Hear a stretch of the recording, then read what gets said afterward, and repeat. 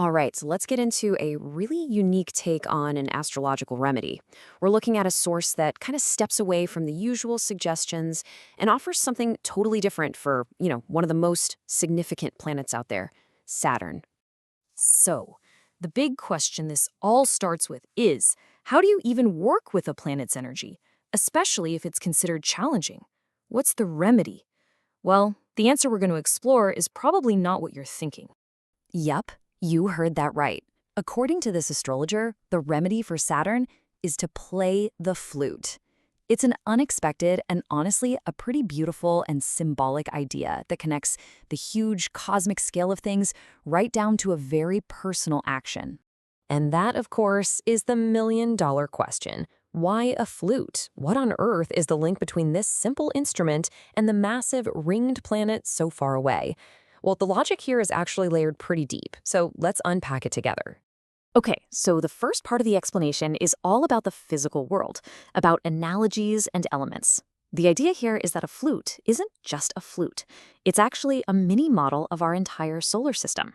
The first and most obvious connection? Air. Astrologically, Saturn is an air planet. And a flute, well, it's a wind instrument. You have to breathe air into it to make it work. So boom, right there, you've got this basic elemental connection, air to air. But this is where it gets really fascinating. The analogy goes way beyond just the element. The source claims that the very design of the flute is a direct metaphor for how our solar system is laid out. Check this out. The hole you blow into, that represents Saturn itself. The 6 finger holes represent the other main planets. And the physical length of the flute, that distance between where you blow and where the sound comes out, that represents the vast, vast distance between Saturn and the Sun. And that distance is so important. The idea is that Saturn's qualities, its coldness, its dryness, its reputation for being slow, all come from being so far from the Sun's warmth and light. This is also why Saturn's remedies are said to take a long time to show results. It's just moving on a different, slower timescale.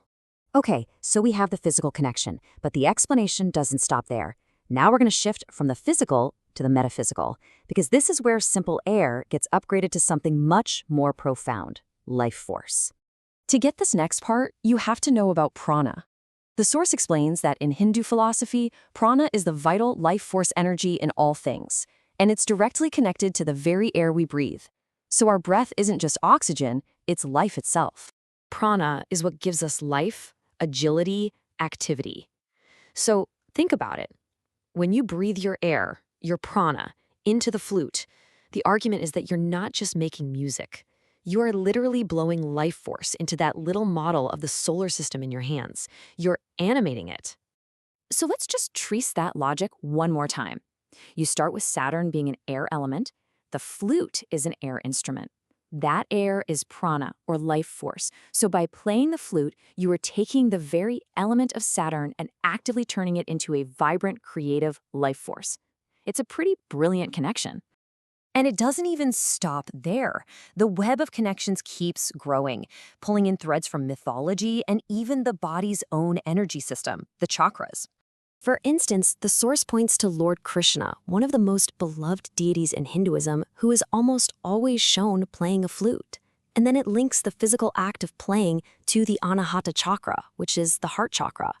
Now, the Anahata chakra is right there in your chest, home of your lungs, your breath. And guess what its element is? Air again. So playing the flute, using your breath from your chest, directly activates this energy center, which is all about air. It all just keeps circling back to that one core idea. But here's where this whole thing takes a turn. The source pivots from this very specific astrological remedy and zooms out to offer a message that's, well, it's for everybody. It's about creativity itself. The final takeaway here is that, yeah, the flute is a perfect symbolic match for Saturn, but the real lesson is bigger. The suggestion is that learning to play any musical instrument is a powerful, positive thing to do. And the source puts it so directly with this quote. It's not just a suggestion, it's framed as a necessity for a full life. This transforms an astrological tip into this really profound piece of life advice for every single one of us. So why is it so important? Because, according to this perspective, playing music is so much more than a hobby.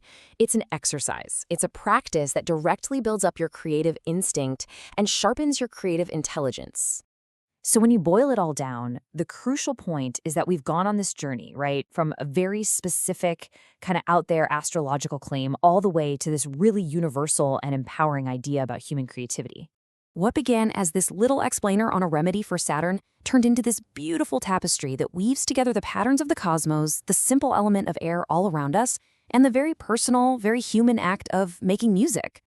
And that kind of leaves us with this final thought, doesn't it?